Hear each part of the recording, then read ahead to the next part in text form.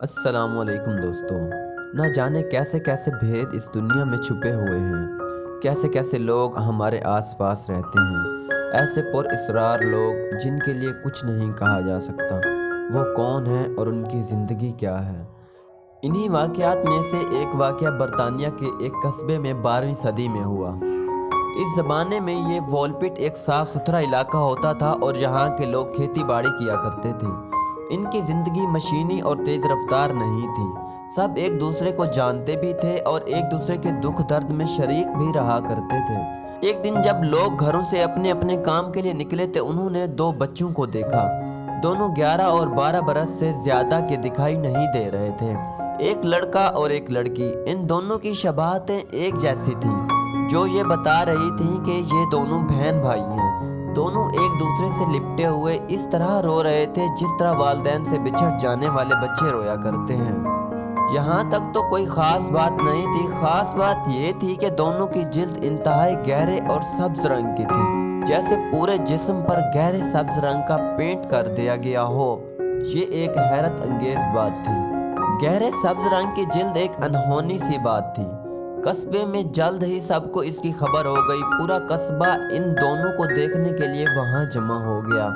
جب ان بچوں سے بات کی گئی تو پتہ چلا کہ وہ انگریزی نہیں جانتے۔ وہ ایک ایسی زبان بول رہے تھے جو قصبے والوں کو سمجھ سے باہر تھی، اور وہ جن معصوم نگاہوں سے قصبے والوں کی طرف دیکھ رہے تھے اور روئے جا رہے تھے، قصبے والوں کو ان پر بہت افسوس ہو رہا تھا۔ نہ جانے یہ بیچارے کون تھے اور کہاں سے آئے تھے، اور جب انہیں کھانے کے لیے کچھ دیا گیا تو انہوں نے کھانے سے انکار کر دیا۔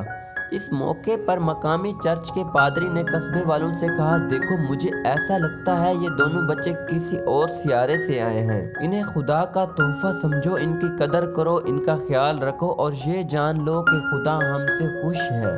اس لیے اس نے ان دونوں کی پرورش کے لیے ہمارے قصبے کا انتخاب کیا ہے۔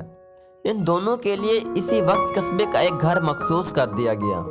ان دونوں کو وہاں لے جایا گیا اور قصبے کے کچھ مردوں اور عورتوں نے اب ان بچوں کی پرورش کی ذمہ داری قبول کر لی۔ ایک مسئلہ یہ تھا کہ ان دونوں کو کچھ کھانے کے لیے دیا جاتا، وہ کھانے سے انکار کر دیتے۔ یقیناً ان کی خوراک مختلف ہو سکتی تھی۔ اب ان کی خوراک کیا ہوگی، یہ بات قصبے والوں کی سمجھ سے باہر تھی۔ جب ایک عورت نے ان بچوں کے سامنے دودھ کے گلاس رکھے تو انہوں نے دودھ پی لیا۔ ایک مسئلہ تو حل ہو گیا۔ دوسرا مسئلہ یہ تھا کہ اب ان بچوں سے بات کیسے کی جائے، کیونکہ جو کچھ وہ بولتے تھے وہ قصبے والوں کو سمجھ میں نہیں آتا تھا، اور جو قصبے والے بولتے تھے ان بچوں کے سروں سے گزر جاتا تھا۔ بالآخر قصبے کے ایک آدمی نے ان دونوں کو انگریزی سکھانے کی ذمہ داری سنبھال لی۔ چونکہ وہ بچے کچھ زیادہ عمر کے ہو چکے تھے، اس لیے انہیں کوئی نئی زبان سکھانا ایک مشکل مرحلہ تھا۔ اس کے باوجود اس آدمی نے ہمت نہیں ہاری، ان دونوں کو انگریزی سکھاتا رہا۔ 5 سال گزر گئے۔ ان 5 برسوں میں قصبے والوں نے انہیں اپنی اولاد کی طرح قبول کر لیا تھا۔ دونوں انتہائی خوبصورت تھے اور قصبے والوں کا یہ خیال صحیح نکلا تھا کہ وہ دونوں بہن بھائی تھے، کیونکہ انگریزی سیکھ جانے کے بعد انہوں نے یہ بات بھی بتا دی۔ اپنے بارے میں انہوں نے یہ بھی بتایا کہ ان کا تعلق ایک ایسی سرزمین سے ہے جو زمین کے نیچے ہے اور اندھیروں کی دنیا کہلاتی ہے۔ وہاں سورج کی روشنی کا گزر نہیں ہوتا، اس لیے ان دونوں کی جلدیں اتنے گہرے رنگ کی ہیں۔ ان دونوں نے یہ بھی بتایا کہ دونوں بہن بھائی گھر سے کھیلنے کے لیے نکلے تھے کہ نہ جانے کیسے یہاں آ گئے۔ قصبے والوں کا یہ خیال تھا کہ شاید ان دونوں کی زندگی اسی قصبے میں گزرے گی، لیکن ایک دن وہ دونوں اچانک غائب ہو گئے۔ ان کا کوئی پتہ نہیں چلا۔